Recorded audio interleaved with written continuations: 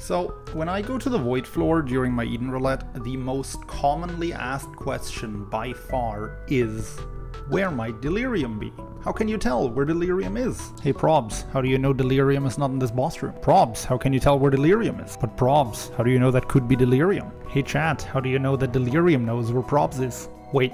Okay, maybe not that last one, but you get the point. People want to know how you can find Delirium and how I do it, so in this video I'm going to explain to you how you can narrow down the boss rooms in the Void Floor that can or cannot be Delirium and why you'd want to do that. If you enjoy the video, make sure to leave a like and a comment, and don't forget to subscribe. But for now, enjoy the video. So let's start with the why of it. Why would you want to know where Delirium is ahead of time? In my opinion, there are three major reasons as to why you would want to know where Delirium is. Reason number one. Delirium is a really hard boss fight, and sometimes you just want to avoid it. Every time you beat a non-Delirium boss in the Void Floor, you get a random item that draws from every single pool in the game.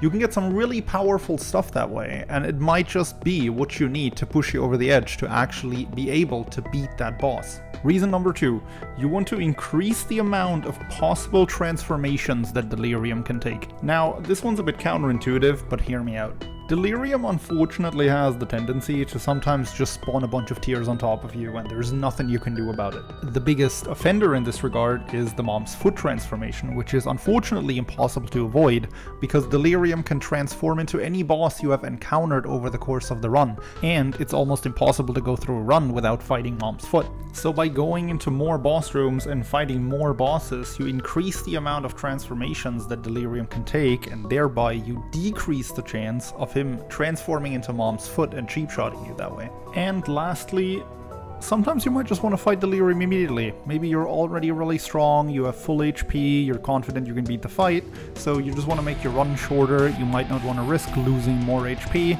If you know you can beat the fight and you just want to get it over with and start your next run, well, maybe you just want to go to Delirium, so you want to actively try and avoid the boss fights that cannot be Delirium and go directly to the final boss.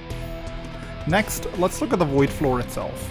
The Void Floor tends to be bigger than even any XL or Curse of the Lost floor you could find over the course of your run. Furthermore, it's the only floor, except for XL floors, that contains multiple boss rooms. Unlike XL floors, you do not have to beat every single one of these bosses to move on, although in most cases I would advise to clear at least some of them. So how can you determine if a boss room can or cannot be Delirium? In the following, I'm going to show you the three major rules that you can use to determine if a boss room can or cannot be Delirium. Please note that it's oftentimes not possible to narrow down the Delirium boss fight to a single boss room. Most of the time you're going to clear the floor and you're going to be left with 2, maybe 3 rooms that still can be the final boss. Rule number 1. Delirium is always in a 2x2 room, despite it not looking like it on your in-game map. Now, this rule by itself does not help us locate Delirium any more precisely, but it is important in order to understand why the game cannot place Delirium in certain locations. What you're seeing on the screen right now is a fully filled out map of the run you're watching. In order to better visualize what I mean when I say Delirium is in a 2x2 room, I drew in these blue rectangles to the map to show which spaces on the map the boss room could potentially occupy as a 2x2 room. And remember, the Delirium room is a 2x2 room even though it doesn't appear that way on the map, which means the game follows all the rules for big rooms in the map generation, and Delirium cannot break those. The way I drew them in does have them look like they were actually 2x3 rooms, but that's just because we as players do not know if the room is aligned to the left or the right. The way it's drawn in covers both of those possibilities. With that in mind, let's look at rule number 2. The Delirium boss room, like any other boss room, can only have one room adjacent to it. Adjacent rooms in ISAC are always connected through some sort of doorway, but boss rooms can always be only accessed from one side. So as soon as any potential Delirium location breaks that rule, you can immediately rule it out. Let's take a look again at this and see what that means for our map. Pretty much all of the outer boss rooms at least break this rule to some extent, meaning in one direction. I've marked said instances on the map in red with also a red arrow pointing at the space that actually prohibits the placement of the boss room. Furthermore, there's 2 boss rooms on this map that get completely eliminated by this rule. Those are the lower boss room in the far right and the boss room in the center of the map that's boxed in by a lot of other small rooms. The boss room in the center would straight up overlap with the 2 yellow marked rooms next to it, whereas the lower boss room on the right side would either overlap with the yellow marked room or be adjacent to it if it shifted to the right side.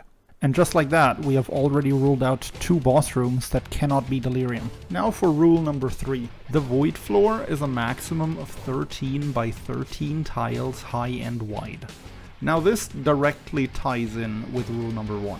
And the way you can apply this is by simply counting the amount of tiles that your floor already covers. Let's come back to this one last time. As you can see from the red numbers and markings, this floor is exactly 13 tiles wide. Because the floor has a 13 tile limit in width and height, that also means that there can be nothing to the left and the right of column 1 and 13 respectively.